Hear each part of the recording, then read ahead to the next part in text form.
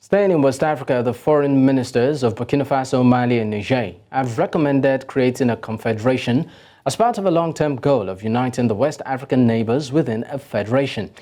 Mali and Burkina Faso, ruled by juntas who seized power in coups, rushed to back Niger's military leaders who were ousted elected President Mohamed Bazoum in July.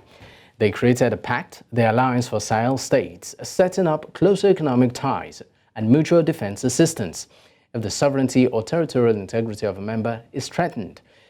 In a joint statement following a two-day meeting in Bamako, the foreign ministers spoke of the great potential for peace, stability, diplomatic strength, and economic development that a strengthened political alliance offers. Mali's Foreign Minister Abdoulaye Diop says the conclusion will be submitted to their heads of state, who are due to meet in Bamako at an unspecified date. Now, to discuss this, we are joined by Henry Ekine, a global affairs analyst and legal advisor, Committee for the Defense of Human Rights. He joins from Rivers State, Nigeria. Thank you so much for your time, Henry. Thank you for having me. Very good evening. All right, great. Now, how feasible is the proposal of creating a confederation among Burkina Faso, Mali, and Niger, considering the differing political climates, governance structures, and also historical tensions between these Western states? I think what would test the feasibility of that is about the stability, the political stability in these nations. And it's known that Niger, Burkina Faso, and Mali are currently under military juntas. And then it will depend on the stability of the government in and amongst these countries to be able to come together to form a union. A confederation will suppose an agreement, an understanding amongst these rather sovereign states to come together for some common purpose. So the feasibility will clearly depend on the acceptance of the positions of these governments. But as it is, and as reported by the foreign ministers of these three states, West African states, it's possible that they can actually come together and agree for those common purposes to form a union, a confederation. So that possibility is there. There are commonalities in terms of common features amongst the three West African states that can also facilitate the possibility of a confederation amongst them. Now, let's talk about the potential implications, both positive and, of course, negative, of forming a confederation among these countries in terms of regional stability, economic development, and also diplomatic relations within the West African province. Yes, it's for these three states, it will consolidate their interests and strengthen their integration and their common purpose. So let us assume that these three states have come to rather reduce the West African state bloc, that is the ECOWAS, the Economic Community of West African States, because the implication would be a further reduction of that bloc to a three-state bloc within the West African region. So it will strengthen the integration amongst them. It will strengthen economic cooperation amongst them, which are actually the objectives of the foundation of ECOWAS as well.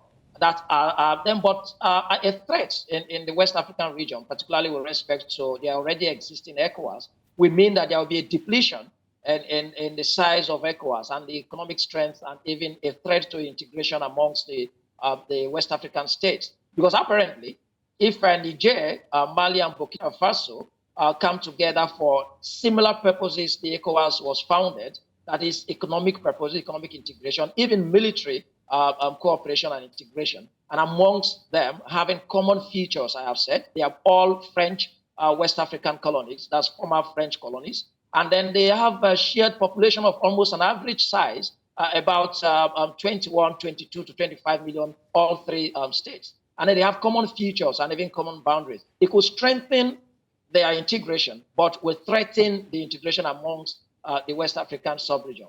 And then the other states, because there will be a threat to ECOWAS, apparently. If for me, it's a tactical withdrawal of their membership from ECOWAS, even if they purport to remain in ECOWAS, but it's a tactical withdrawal of their membership in ECOWAS. But the significance of the role of this alliance, particularly of Sahel states, in fostering closer economic ties and mutual defense assistance among Burkina Faso, Mali, and Niger? And how might this particular alliance evolve if the Confederation is established?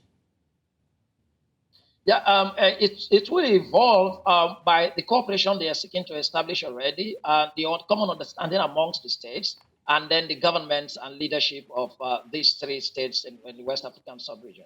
And then they will share comparative advantages where, of course, we know that these are, in the geographical position of these states, again, put them in a condition that if they do not come together, they may have some challenges. They are all landlocked states. Burkina Faso, Niger, and Mali, but they have common features that could strengthen them. So the significance of this alliance to them is greater strength and integration and economic cooperation, and will enhance their economic fortunes and opportunities because they have a common understanding to agree to protect their territories and then to protect their economic opportunities and resources and harness them for the best interest of their respective states. But the choice of a confederation is where the challenge may come. The challenge of a confederation will mean that the respective sovereign states will hold on to their sovereignty and then have a shared center that will be relatively weaker than the confederating states. So those challenges that confederations would always have will confront them. But for the other West African states, with respect to the significance of this in the current ECOWAS community, I think that the remaining states will have to reorganize and then consider the challenges that may probably come, and then the implication of this when it eventually emerges, and then to see how we can strengthen the remaining ECOWAS community states, really. All right, thank you so much for your time. Henry Ekine, a global affairs analyst and also legal advisor, Committee for the Defense of Human Rights. Thank you for your time. Thank you very much for having me.